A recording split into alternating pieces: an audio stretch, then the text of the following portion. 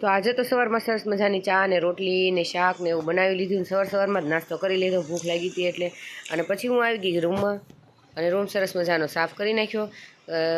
કચરો પોતું વાસણ ને બધું કરીને રુદ્રભાઈ તો મને નાસ્તો પાછા કરે છે અને સરસ મજાનું સાફ સફાઈ થઈ ગઈ છે. અને પછી મારે જવાનું હતું એક બહાર કામ, આ બ્રાઇડલ છે અને મારે રેડી કરવાની છે ને એની આજ મારે આજ મહેંદી પાડવાની હતી એટલે હું પણ મહેંદી પાડવા બેસી ગઈ છું. અને ફાઇનલી એની બે હાથમાં મહેંદી પડાઈ ગઈ છે અને આ છે એનો ફાઇનલ લુક. જોઈને કોમેન્ટ કરજો કે તમને મહેંદી કેવી લાગી એમ. એના બે હાથમાં મહેંદી મૂકી હતી આખી ભરચક, કારણ કે બ્રાઇડલ હતી એટલે. અને પછી તો આવી ગઈ હું ઘરે અને આટલી થાકી ગઈ હતી એટલે સીધો ખાટલો ફાડીને સૂઈ જ ગઈ, કારણ કે બહુ વાર લાગી ત્યાં છે. સવારમાં ગઈ હતી, સાંજ પડી ગઈ હતી એટલે પછી થોડી થાકી ગઈ એટલે સૂઈ ગઈ. પછી તો શક્તિભાઈ આવી ગયા સ્કૂલેથી એટલે પછી અમે સરસ મજાનું ખાઈ લીધું સફરજન એક.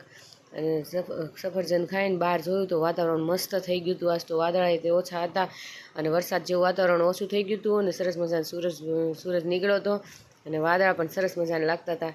રાતે બનાવી લીધું ભીંડાનું શાક. તો હવે મળશું આપણે